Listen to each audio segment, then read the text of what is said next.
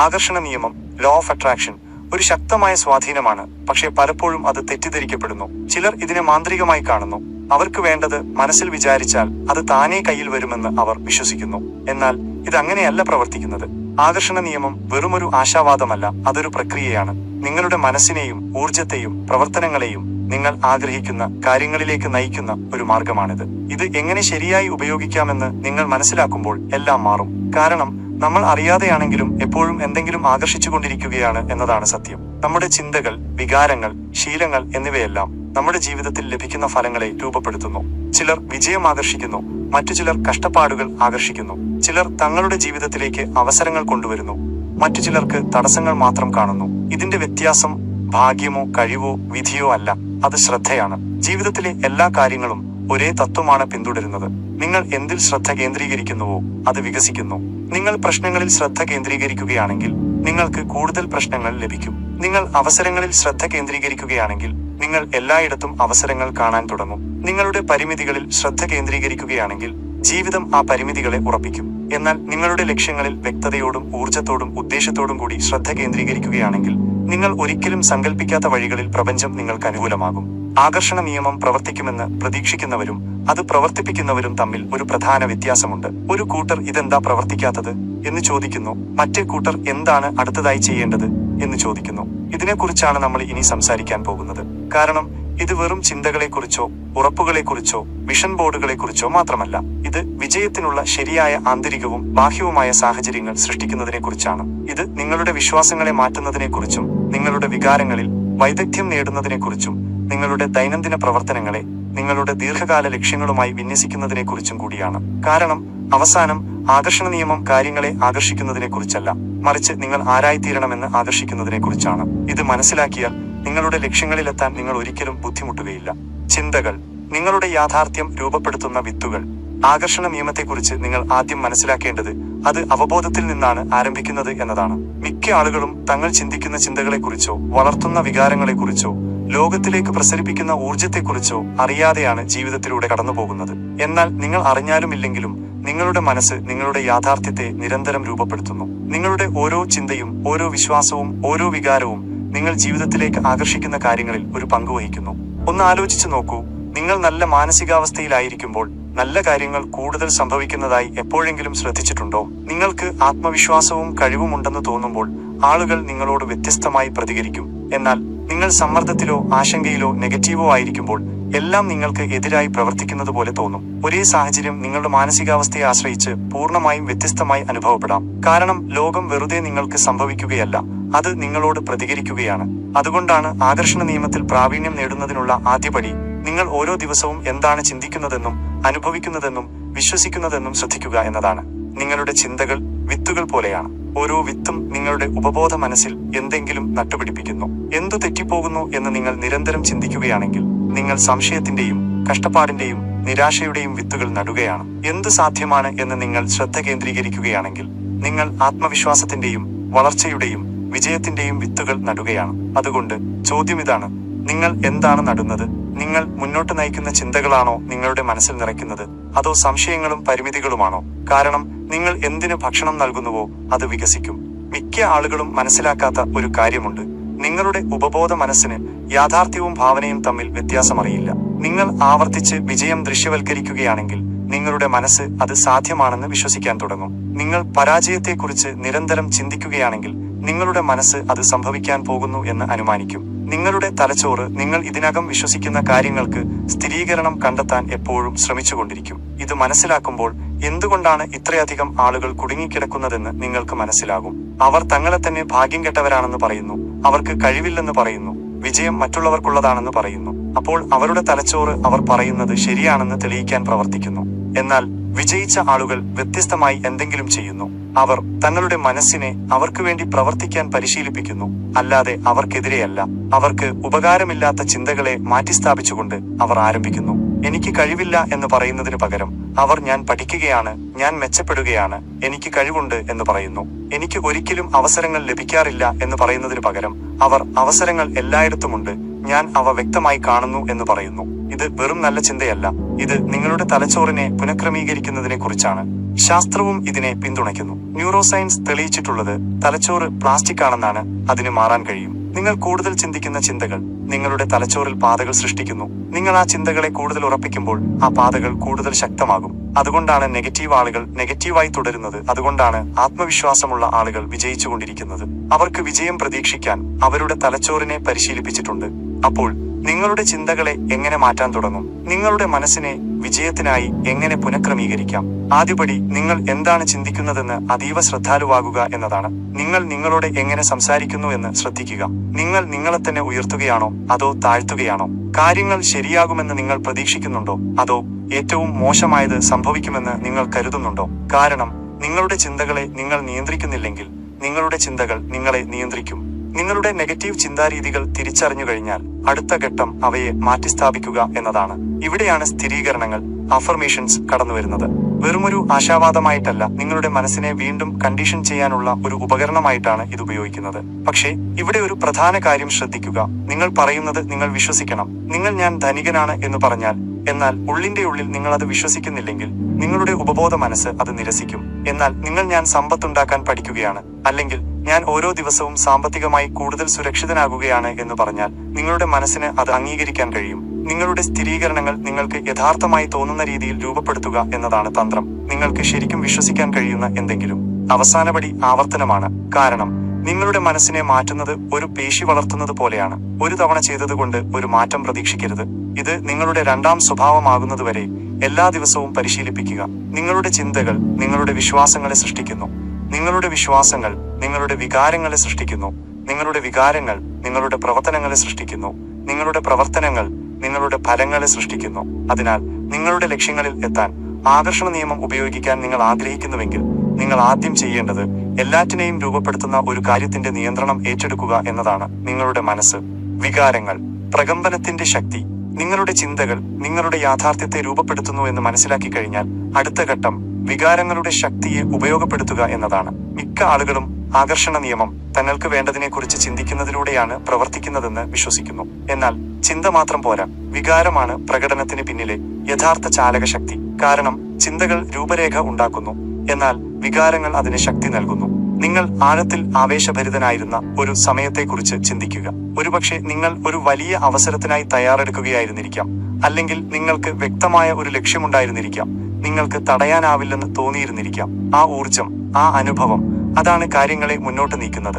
ഇപ്പോൾ നിങ്ങൾ അനിശ്ചിതത്വത്തിലോ സംശയത്തിലോ ഭയത്തിലോ ആയിരുന്ന ഒരു സമയത്തെക്കുറിച്ച് ചിന്തിക്കുക. എന്തു സംഭവിച്ചു? നിങ്ങൾ പ്രവർത്തിച്ചോ അതോ മടിച്ചു നിന്നോ? നിങ്ങൾ കൂടുതൽ അവസരങ്ങൾ ആകർഷിച്ചോ അതോ കൂടുതൽ തടസ്സങ്ങൾ അനുഭവിച്ചോ? ഇങ്ങനെയാണ് ആകർഷണ നിയമം യഥാർത്ഥത്തിൽ പ്രവർത്തിക്കുന്നത്. നിങ്ങൾ ചിന്തിക്കുന്നതിനെ മാത്രമല്ല, നിങ്ങൾ കൂടുതൽ അനുഭവിക്കുന്നതിനെയും ആകർഷിക്കുന്നു. ഇവിടെയാണ് മിക്ക ആളുകളും കുടുങ്ങിക്കിടക്കുന്നത്. അവർക്ക് വിജയം വേണമെന്ന് പറയുന്നു, പക്ഷെ ഉള്ളിന്റെ ഉള്ളിൽ അവർക്ക് പരാജയ ഭയം, തിരസ്കരണ ഭയം, അജ്ഞാത ഭയം എന്നിവ തോന്നുന്നു. അവർക്ക് സമ്പത്ത് വേണമെന്ന് പറയുന്നു, പക്ഷേ ഉള്ളിന്റെ ഉള്ളിൽ അവർക്ക് ഇല്ലായ്മ അനുഭവപ്പെടുന്നു. അവർ തങ്ങളുടെ കടങ്ങളിലും കഷ്ടപ്പാടുകളിലും ആശങ്കകളിലും ശ്രദ്ധ കേന്ദ്രീകരിക്കുന്നു. നിങ്ങളുടെ വികാരങ്ങൾ റേഡിയോ സ്റ്റേഷൻ പോലെ സിഗ്നലുകൾ പുറപ്പെടുവിക്കുന്നു. നിങ്ങൾ ഭയത്തിന്റെയോ സമ്മർദ്ദത്തിന്റെയോ ആശങ്കയുടെയോ തരംഗങ്ങളിലേക്ക് ട്യൂൺ ചെയ്യുകയാണെങ്കിൽ അതാണ് നിങ്ങൾ ലോകത്തിലേക്ക് പ്രക്ഷേപണം ചെയ്യുന്ന ഊർജം. ജീവിതം ആ ഊർജത്തെ നിങ്ങൾക്ക് തിരികെ പ്രതിഫലിപ്പിക്കും. എന്നാൽ നിങ്ങൾ ആത്മവിശ്വാസം, നന്ദി, ആവേശം എന്നിവയിലേക്ക് ട്യൂൺ ചെയ്യുകയാണെങ്കിൽ നിങ്ങൾ ആ പ്രകമ്പനവുമായി പൊരുത്തപ്പെടുന്ന സാഹചര്യങ്ങളെ ആകർഷിക്കാൻ തുടങ്ങും. അപ്പോൾ ചോദ്യം ഇതാണ്: നിങ്ങൾ ഓരോ ദിവസവും എന്താണ് പ്രക്ഷേപണം ചെയ്യുന്നത്? നിങ്ങൾ ആത്മവിശ്വാസമാണോ അതോ അരക്ഷിതത്വമാണോ പ്രസരിപ്പിക്കുന്നത്? നിങ്ങൾക്ക് ശക്തിയുണ്ടോ അതോ നിസ്സഹായനാണോ എന്ന് തോന്നുന്നുണ്ടോ? കാരണം ജീവിതം നിങ്ങൾ പറയുന്നതിനോടല്ല പ്രതികരിക്കുന്നത്, അത് നിങ്ങൾക്ക് തോന്നുന്നതിനോടാണ് പ്രതികരിക്കുന്നത്. ഇവിടെയാണ് പ്രധാന കാര്യം. നിങ്ങൾക്ക് നിങ്ങളുടെ വികാരങ്ങളെ ആജ്ഞാപിക്കാൻ കഴിയും. മിക്ക ആളുകളും വികാരങ്ങൾ തങ്ങൾക്ക് വെറുതെ സംഭവിക്കുന്നതാണെന്ന് വിശ്വസിക്കുന്നു.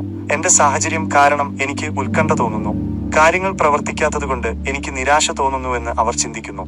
എന്നാൽ അത് ശരിയല്ല. നിങ്ങളുടെ വികാരങ്ങൾക്ക് നിങ്ങളുടെ സാഹചര്യങ്ങളല്ല കാരണം, നിങ്ങളുടെ ശ്രദ്ധയാണ് കാരണം. നിങ്ങൾ എന്തിൽ ശ്രദ്ധ കേന്ദ്രീകരിക്കുന്നുവോ അത് നിങ്ങൾക്ക് എങ്ങനെ തോന്നുന്നു എന്ന് നിർണ്ണയിക്കുന്നു. എന്താണ് ഇല്ലാത്തത് എന്ന് നിങ്ങൾ ശ്രദ്ധ കേന്ദ്രീകരിക്കുകയാണെങ്കിൽ നിങ്ങൾക്ക് ഇല്ലായ്മ അനുഭവപ്പെടും. എന്ത് തെറ്റാണ് എന്ന് നിങ്ങൾ ശ്രദ്ധ കേന്ദ്രീകരിക്കുകയാണെങ്കിൽ നിങ്ങൾക്ക് നിരാശ തോന്നും. എന്നാൽ എന്ത് സാധ്യമാണ്, നിങ്ങൾക്ക് എന്തൊക്കെയാണുള്ളത്, എന്താണ് നന്നായി പോകുന്നത് എന്നതിലേക്ക് നിങ്ങളുടെ ശ്രദ്ധ മാറ്റുകയാണെങ്കിൽ നിങ്ങളുടെ വൈകാരിക നില തൽക്ഷണം മാറും. മിക്ക ആളുകളും മനസ്സിലാക്കാത്തൊരു കാര്യമുണ്ട്: നിങ്ങൾക്ക് നല്ലത് തോന്നാൻ, നല്ലത് സംഭവിക്കാൻ കാത്തിരിക്കേണ്ടതില്ല. നിങ്ങൾക്ക് ഇപ്പോൾ തന്നെ നല്ല വികാരങ്ങൾ ഉണർത്താൻ കഴിയും. നിങ്ങൾ അങ്ങനെ ചെയ്യുമ്പോൾ നിങ്ങൾക്ക് നല്ലത് തോന്നാൻ കൂടുതൽ കാര്യങ്ങളെ ആകർഷിക്കാൻ തുടങ്ങും. അതുകൊണ്ടാണ് കൃതജ്ഞത ഏറ്റവും ശക്തമായ വൈകാരിക അവസ്ഥകളിലൊന്നായി കണക്കാക്കുന്നത്. നിങ്ങൾ നന്ദിയുള്ളവനായിരിക്കുമ്പോൾ നിങ്ങളുടെ ഊർജം മാറുന്നു. ഇല്ലാത്തതിനെക്കുറിച്ച് ശ്രദ്ധിക്കുന്നതിനു പകരം നിങ്ങൾ എല്ലായിടത്തും സമൃദ്ധി കാണാൻ തുടങ്ങുന്നു. നിങ്ങൾക്ക് ശരിക്കും സമൃദ്ധി തോന്നുമ്പോൾ നിങ്ങൾ സമൃദ്ധിയെ ആകർഷിക്കുന്നു. എന്നാൽ കൃതജ്ഞത ഒരു ഉപകരണം മാത്രമാണ്. മറ്റൊന്നാണ് ദൃശ്യവൽക്കരണം, വിഷ്വലൈസേഷൻ. ദൃശ്യവൽക്കരണം എന്നാൽ നിങ്ങളുടെ മനസ്സിൽ ഒരു ചിത്രം കാണുക എന്നതിലുപരി അത് ഇതിനകം യാഥാർത്ഥ്യമാണെന്ന് നിങ്ങൾക്ക് അനുഭവപ്പെടുക എന്നതാണ്. നിങ്ങളുടെ കണ്ണുകൾ അടച്ച് നിങ്ങളുടെ ലക്ഷ്യം മനസ്സിൽ കാണുമ്പോൾ അത് വെറുതെ കാണരുത്, അതിലേക്ക് കടന്നു ചെല്ലുക. അത് യാഥാർത്ഥ്യമാണെങ്കിൽ എങ്ങനെയുണ്ടാകുമെന്ന് അനുഭവിക്കുക. നിങ്ങളുടെ ലക്ഷ്യം സാമ്പത്തിക സ്വാതന്ത്ര്യമാണെങ്കിൽ പണത്തെക്കുറിച്ച് ഇനി ഒരിക്കലും വിഷമിക്കേണ്ടതില്ലെന്ന് അറിഞ്ഞുകൊണ്ട് ഉണരുന്നത് എങ്ങനെയുണ്ടായിരിക്കുമെന്ന് സങ്കല്പിക്കുക. നിങ്ങളുടെ ലക്ഷ്യം ശക്തവും ആരോഗ്യകരവുമായ ശരീരമാണെങ്കിൽ നിങ്ങൾക്ക് ഓരോ ദിവസവും അനുഭവപ്പെടുന്ന ഊർജം, ആത്മവിശ്വാസം, ശക്തി എന്നിവ സങ്കല്പിക്കുക. ഇവിടെയാണ് തന്ത്രം. നിങ്ങളുടെ തലച്ചോറിന് ഒരു യഥാർത്ഥ അനുഭവവും ഒരു സജീവമായി സങ്കല്പിച്ച അനുഭവവും തമ്മിൽ വ്യത്യാസമറിയില്ല. നിങ്ങൾ ഒരു കാര്യം വേണ്ടത്ര വിശദാംശങ്ങളോടെയും വികാരത്തോടെയും ദൃശ്യവൽക്കരിക്കുകയാണെങ്കിൽ നിങ്ങളുടെ മനസ്സ് അത് യാഥാർത്ഥ്യമാണെന്ന് വിശ്വസിക്കുന്നു. നിങ്ങളുടെ മനസ്സ് ഒരു കാര്യം വിശ്വസിച്ചു കഴിഞ്ഞാൽ അത് അതിനെ യാഥാർത്ഥ്യമാക്കാൻ പ്രവർത്തിക്കാൻ തുടങ്ങുന്നു. അതുകൊണ്ടാണ് മികച്ച അത്ലറ്റുകൾ മത്സരങ്ങൾക്ക് മുമ്പ് ദൃശ്യവൽക്കരണം ഉപയോഗിക്കുന്നത്. അവർ ശാരീരികമായി മാത്രമല്ല പരിശീലിക്കുന്നത്, മാനസികമായും പരിശീലിക്കുന്നു. അവർ സ്വയം വിജയിക്കുന്നത് കാണുന്നു. ആവേശം, അഡ്രിനാലിൻ, ആത്മവിശ്വാസം എന്നിവ അവർക്ക് അനുഭവപ്പെടുന്നു. അവരുടെ മനസ്സ് ഇതിനകം വിജയം അനുഭവിച്ചതുകൊണ്ട് അവരുടെ ശരീരം അതിനെ പിന്തുടരുന്നു. നിങ്ങൾക്കും അതുപോലെ ചെയ്യാം. നിങ്ങൾ ആഗ്രഹിക്കുന്ന കാര്യങ്ങൾ ഇതിനകം തന്നെ സംഭവിച്ചതുപോലെ തോന്നുന്നതിൽ നിന്ന് ഓരോ പ്രഭാതവും ആരംഭിക്കുക. പിന്നീട് ഒരു ദിവസം എന്നല്ല, ഇപ്പോൾ. കാരണം നിങ്ങൾക്ക് വിജയിച്ചതായി തോന്നിത്തുടങ്ങുമ്പോൾ അവസരങ്ങൾ നിങ്ങൾക്ക് അനുകൂലമാകും. നിങ്ങൾക്ക് സമ്പന്നനാണെന്ന് തോന്നിത്തുടങ്ങുമ്പോൾ സമ്പത്തിലേക്ക് നയിക്കുന്ന തീരുമാനങ്ങൾ നിങ്ങൾ എടുക്കാൻ തുടങ്ങും. നിങ്ങൾക്ക് ആത്മവിശ്വാസമുണ്ടെന്ന് തോന്നിത്തുടങ്ങുമ്പോൾ നിങ്ങൾ സ്വയം വ്യത്യസ്തമായി കാണുകയും ലോകം അതിനോട് പ്രതികരിക്കുകയും ചെയ്യും. എന്നാൽ ഒരു പടി കൂടി മുന്നോട്ട് പോകാനുണ്ട്: പ്രവർത്തനം. കാരണം ഇവിടെയാണ് മിക്ക ആളുകൾക്കും തെറ്റുപറ്റുന്നത്. വിജയം എന്ന് ചിന്തിച്ചാൽ മാത്രം പോരാ, വിജയിച്ചതായി തോന്നിയാൽ മാത്രം അത് തന്നിലേക്ക് വരുമെന്ന് അവർ കരുതുന്നു. എന്നാൽ അത് സമവാക്യത്തിന്റെ ഒരു ഭാഗം മാത്രമാണ്. ആകർഷണ നിയമം പ്രവർത്തിക്കുന്നത് നിങ്ങളുടെ ചിന്തകളും വികാരങ്ങളും പ്രവർത്തനങ്ങളും ഒരുമിച്ച് വരുമ്പോഴാണ്. നിങ്ങൾക്ക് വെറുതെ ഇരിക്കാനും കാര്യങ്ങൾ സംഭവിക്കാൻ കാത്തിരിക്കാനും കഴിയില്ല. നിങ്ങൾ സൃഷ്ടിക്കാൻ ആഗ്രഹിക്കുന്ന ഭാവിയുമായി പൊരുത്തപ്പെടുന്ന രീതിയിൽ പ്രവർത്തിക്കണം. നിങ്ങൾക്ക് വിജയിക്കണമെങ്കിൽ ഒരു വിജയിയായ വ്യക്തി എങ്ങനെ തീരുമാനങ്ങൾ എടുക്കുമോ അതുപോലെ തീരുമാനങ്ങൾ എടുക്കാൻ തുടങ്ങുക. നിങ്ങൾക്ക് സമ്പന്നനാകണമെങ്കിൽ ഇന്ന് തന്നെ നിങ്ങളുടെ പണം വിവേകത്തോടെ കൈകാര്യം ചെയ്യാൻ തുടങ്ങുക. നിങ്ങൾക്ക് മികച്ച രൂപത്തിലായിരിക്കണമെങ്കിൽ പ്രചോദനത്തിനായി കാത്തിരിക്കരുത്. ഇപ്പോൾ നിങ്ങളുടെ ശരീരം ചലിപ്പിക്കുക. കാരണം ചിന്തകളെ യാഥാർത്ഥ്യമാക്കി മാറ്റുന്നതിനുള്ള അവസാന ഘടകമാണ് പ്രവർത്തനം. ശരിയായ മാനസികാവസ്ഥയും ശരിയായ വികാരങ്ങളും ശരിയായ പ്രവർത്തനങ്ങളും നിങ്ങൾ സംയോജിപ്പിക്കുമ്പോൾ നിങ്ങൾ ആഗ്രഹിക്കുന്ന ജീവിതത്തെ ആകർഷിക്കാൻ തുടങ്ങും. വിശ്വാസം, അദൃശ്യമായ ശക്തി. നിങ്ങളുടെ ചിന്തകളെയും വികാരങ്ങളെയും പ്രവർത്തനങ്ങളെയും നിങ്ങളുടെ ലക്ഷ്യങ്ങളുമായി വിന്യസിച്ചു കഴിഞ്ഞാൽ അടുത്ത ഘട്ടം വിശ്വാസമാണ്. നിങ്ങൾ ഇപ്പോൾ എവിടെയാണോ അവിടെ നിന്ന് നിങ്ങൾ എവിടെയായിരിക്കാൻ ആഗ്രഹിക്കുന്നുവോ അവിടെ എത്താനുള്ള പാലമാണ് വിശ്വാസം. ഫലങ്ങൾ ഇതുവരെ ദൃശ്യമല്ലാത്തപ്പോഴും നിങ്ങളെ മുന്നോട്ട് നയിക്കുന്ന അദൃശ്യ ശക്തിയാണിത്. ഇവിടെയാണ് മിക്ക ആളുകൾക്കും ഊർജം നഷ്ടപ്പെടുന്നത്. അവർ ശക്തമായി ആരംഭിക്കുന്നു, അവർ നല്ല ചിന്തകൾ ചിന്തിക്കുന്നു, അവർക്ക് പ്രചോദനം തോന്നുന്നു, അവർ പ്രവർത്തിക്കുന്നു. എന്നാൽ പ്രതീക്ഷിച്ചത്ര വേഗത്തിൽ കാര്യങ്ങൾ സംഭവിക്കാത്തപ്പോൾ അവർ സംശയിക്കാൻ തുടങ്ങുന്നു. ആകർഷണ നിയമം പ്രവർത്തിക്കുന്നുണ്ടോ എന്ന് അവർ സംശയിക്കുന്നു. അവർ ഇത് ശരിയായി ചെയ്യുന്നുണ്ടോ എന്ന് ചോദ്യം ചെയ്യാൻ തുടങ്ങുന്നു. ആ സംശയം, ആ ഭയം, അത് അവരെ പിന്നോട്ട് വലിക്കുന്നു. പ്രപഞ്ചം സമയത്തെ ആശ്രയിച്ചാണ് പ്രവർത്തിക്കുന്നത്. നിങ്ങൾക്ക് തൽക്ഷണ ഫലങ്ങൾ കാണുന്നില്ലെങ്കിൽ പോലും ഒന്നും സംഭവിക്കുന്നില്ല എന്നല്ല ഇതിനർത്ഥം. ഒരു വിത്ത് നടുന്നത് സങ്കല്പിക്കുക. നിങ്ങൾ അത് നനയ്ക്കുന്നു, പരിപാലിക്കുന്നു, സൂര്യപ്രകാശം നൽകുന്നു. എന്നാൽ കുറച്ചു കാലത്തേക്ക് ഒന്നും സംഭവിക്കുന്നില്ല. നിങ്ങൾക്ക് മണ്ണിന് മുകളിൽ ഒന്നും കാണാൻ കഴിയില്ല. അതിനർത്ഥം വിത്ത് വളരുന്നില്ല എന്നാണോ? തീർച്ചയായും അല്ല. അതിനർത്ഥം വേരുകൾ രൂപം കൊള്ളുന്നു, അടിത്തറ നിർമ്മിക്കപ്പെടുന്നു, പ്രക്രിയ ഉപരിതലത്തിനടിയിൽ നടക്കുന്നു എന്നാണ്. തൽക്ഷണ ഫലങ്ങൾ കാണാത്തതുകൊണ്ട് നിങ്ങൾ വെള്ളമൊഴിക്കുന്നത് നിർത്തിയാൽ വളരാൻ പോകുന്ന കാര്യത്തെ നിങ്ങൾ നശിപ്പിക്കും. ഇങ്ങനെയാണ് വിശ്വാസം പ്രവർത്തിക്കുന്നത്. നിങ്ങളുടെ ദർശനം യാഥാർത്ഥ്യമാകുന്നതിന് മുമ്പ് നിങ്ങൾ അതിൽ വിശ്വസിക്കണം. നിങ്ങൾ തെളിവുകൾ കാണുന്നതിന് മുമ്പ് പ്രക്രിയയെ വിശ്വസിക്കണം. കാരണം നിങ്ങൾ സംശയിക്കാൻ തുടങ്ങുമ്പോൾ, ഫലങ്ങളുടെ അഭാവത്തിൽ ശ്രദ്ധ കേന്ദ്രീകരിക്കുമ്പോൾ, നിങ്ങളുടെ പുരോഗതിയെക്കുറിച്ച് ചിന്തിക്കാതെ വരുമ്പോൾ നിങ്ങളുടെ സ്വന്തം മുന്നേറ്റം മന്ദഗതിയിലാക്കുന്നു. അപ്പോൾ എങ്ങനെയാണ് ഇളക്കാനാവാത്ത വിശ്വാസം വളർത്തിയെടുക്കുന്നത്? ഒന്നും സംഭവിക്കുന്നില്ലെന്ന് തോന്നുമ്പോഴും നിങ്ങളുടെ ദർശനത്തോട് എങ്ങനെ പ്രതിജ്ഞാബദ്ധമായിരിക്കും? ആദ്യപടി നിങ്ങളുടെ ലക്ഷ്യം ഇതിനകം പൂർത്തിയായി എന്ന് മുൻകൂട്ടി തീരുമാനിക്കുക എന്നതാണ്. അത് സംഭവിക്കുമോ ഇല്ലയോ എന്നോ, ഒരുപക്ഷെ ഒരു ദിവസം സംഭവിക്കുമോ എന്നോ അല്ല, അത് പൂർത്തിയായി എന്ന്. വിജയം അനിവാര്യമാണെന്ന് നിങ്ങൾ തീരുമാനിക്കുമ്പോൾ എല്ലാം മാറുന്നു. നിങ്ങൾ മടിച്ചു നിൽക്കുന്നത് നിർത്തുന്നു. നിങ്ങൾ രണ്ടാമത് ഊഹിക്കുന്നത് നിർത്തുന്നു. നിങ്ങൾ ബാക്കപ്പ് പ്ലാനുകൾക്കായി നോക്കുന്നത് നിർത്തുന്നു. നിങ്ങൾ ഉറപ്പോടെ നീങ്ങുന്നു. ധീരമായ നടപടികൾ എടുക്കുന്നു. ഓരോ ചുവടും, ചെറിയവയാണെങ്കിൽ പോലും, നിങ്ങളെ ലക്ഷ്യസ്ഥാനത്തേക്ക് നയിക്കുന്നു എന്ന് വിശ്വസിക്കുന്നു. വിശ്വാസത്തിന്റെ രണ്ടാം ഘട്ടം എങ്ങനെ സംഭവിക്കുമെന്ന് നിയന്ത്രിക്കുന്നത് ഉപേക്ഷിക്കാൻ പഠിക്കുക എന്നതാണ്. ആകർഷണ നിയമത്തിൽ ആളുകൾ വരുത്തുന്ന ഏറ്റവും വലിയ തെറ്റുകളിലൊന്ന് കാര്യങ്ങൾ എങ്ങനെ സംഭവിക്കുമെന്ന് നിയന്ത്രിക്കാൻ ശ്രമിക്കുക എന്നതാണ്. എപ്പോൾ, എവിടെ, ആരായിരിക്കും ഉൾപ്പെട്ടിരിക്കുന്നത് എന്ന് അവർ കൃത്യമായി തീരുമാനിക്കുന്നു. എന്നാൽ അത് നിങ്ങളുടെ ജോലിയല്ല. നിങ്ങളുടെ ജോലി നിങ്ങൾക്ക് എന്താണ് വേണ്ടതെന്നും എന്തിനാണ് വേണ്ടതെന്നും ശ്രദ്ധിക്കുക എന്നതാണ്. എങ്ങനെ സംഭവിക്കുമെന്ന് നിങ്ങൾക്ക് പ്രവചിക്കാൻ കഴിയില്ല. നിങ്ങളുടെ ജീവിതത്തിലെ എല്ലാ വലിയ വിജയങ്ങളെയും കുറിച്ച് ചിന്തിക്കുക. നിങ്ങൾ സങ്കല്പിച്ചതുപോലെ തന്നെയാണോ അത് സംഭവിച്ചത്? അതോ അപ്രതീക്ഷിതമായ ഒരു അവസരത്തിലൂടെയോ, ഒരു യാദൃശ്ചികമായ കണ്ടുമുട്ടലിലൂടെയോ, നിങ്ങൾ ഒരിക്കലും ചിന്തിക്കാത്ത ഒരു പാതയിലൂടെയോ ആണോ അത് വന്നത്? നിങ്ങളുടെ ആഗ്രഹങ്ങൾ നിങ്ങൾക്ക് എത്തിച്ചു തരാൻ പ്രപഞ്ചത്തിന് അനന്തമായ വഴികളുണ്ട്. നിങ്ങൾ ഒരു വഴിയോട് മാത്രം അമിതമായി അടുപ്പത്തിലാണെങ്കിൽ നിങ്ങൾക്ക് ഒരു മികച്ച പാത നഷ്ടപ്പെട്ടേക്കാം. അതിനാൽ ഓരോ വിശദാംശവും നിയന്ത്രിക്കാനുള്ള ആവശ്യം ഉപേക്ഷിക്കുക. ദർശനത്തിൽ ശ്രദ്ധ കേന്ദ്രീകരിക്കുക. പ്രചോദിതമായ പ്രവർത്തനങ്ങൾ ചെയ്യുക. നിങ്ങൾക്ക് ഇതുവരെ കാണാൻ കഴിയാത്ത വഴികളിൽ ജീവിതം കാര്യങ്ങളെ ഒരുമിപ്പിക്കുമെന്ന് വിശ്വസിക്കുക.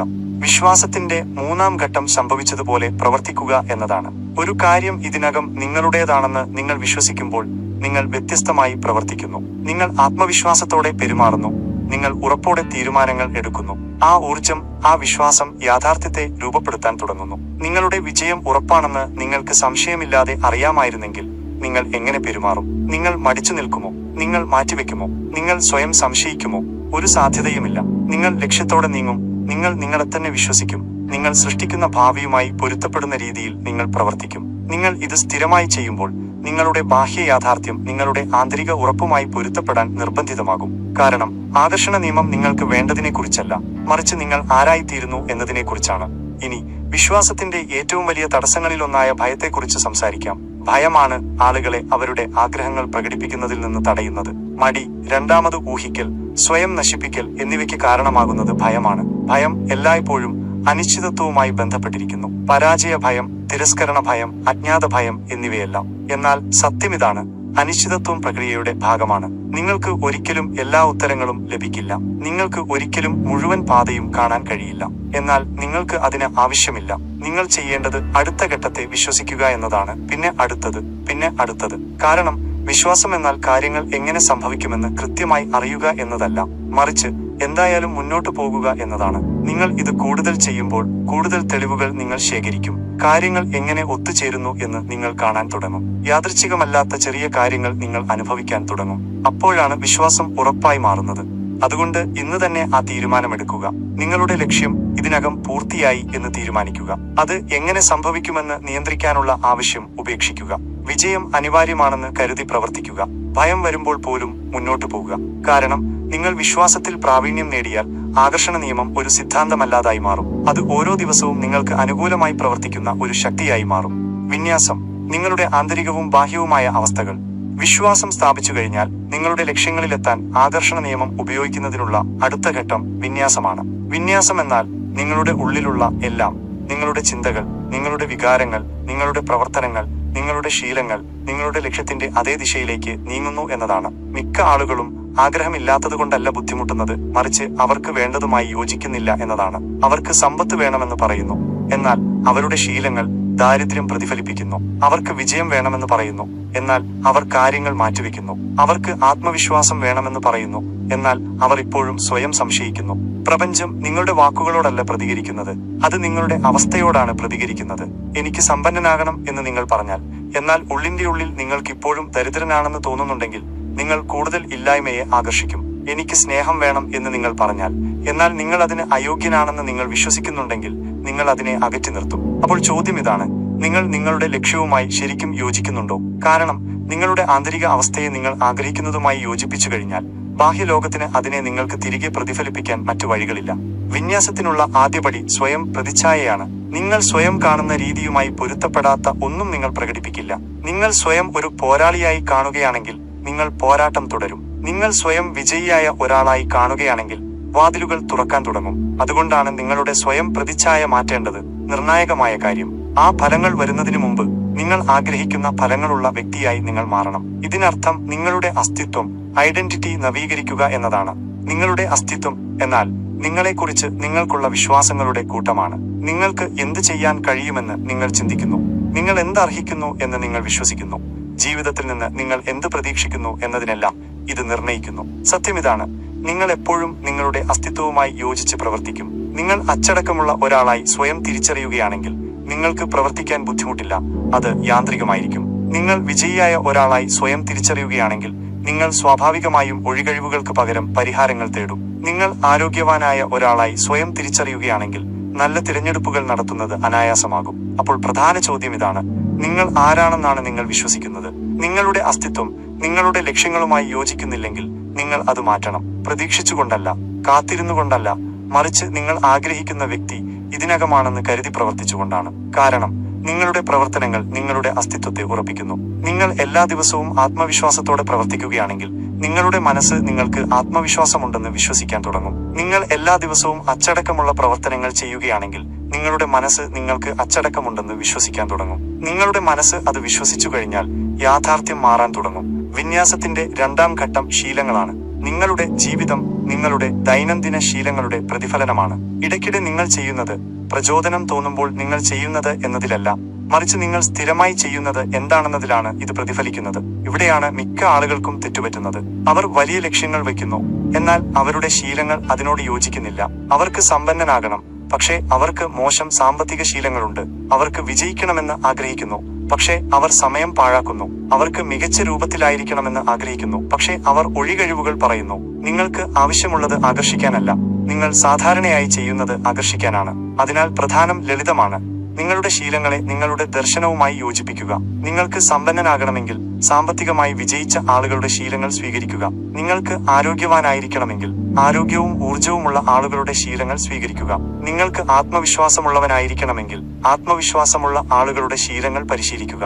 കാരണം നിങ്ങളുടെ ദൈനംദിന പ്രവർത്തനങ്ങൾ നിങ്ങളുടെ ലക്ഷ്യങ്ങളുമായി പൊരുത്തപ്പെടുമ്പോൾ വിജയം അനിവാര്യമാണ്. വിന്യാസത്തിന്റെ മൂന്നാം ഘട്ടം പരിസ്ഥിതിയാണ്. നിങ്ങളുടെ ചുറ്റുപാട് നിങ്ങൾ അറിയുന്നതിലും കൂടുതൽ നിങ്ങളെ സ്വാധീനിക്കുന്നു. നിങ്ങൾ നിരന്തരം നെഗറ്റീവ് ആളുകളുമായി അടുത്തിടപഴകുകയാണെങ്കിൽ പോസിറ്റീവായി തുടരുന്നത് ബുദ്ധിമുട്ടാണ്. നിങ്ങളുടെ ചുറ്റുപാട് ശ്രദ്ധ തെറ്റിക്കുന്ന കാര്യങ്ങളാൽ നിറഞ്ഞതാണെങ്കിൽ ശ്രദ്ധ കേന്ദ്രീകരിക്കുന്നത് ബുദ്ധിമുട്ടാണ്. നിങ്ങൾ ഒഴികഴിവുകളാൽ ചുറ്റപ്പെട്ടിരിക്കുകയാണെങ്കിൽ അച്ചടക്കമുള്ളവനായിരിക്കുന്നത് ബുദ്ധിമുട്ടാണ്. വിജയത്തിനായി നിങ്ങളുടെ ചുറ്റുപാട് രൂപകൽപ്പന ചെയ്യണം.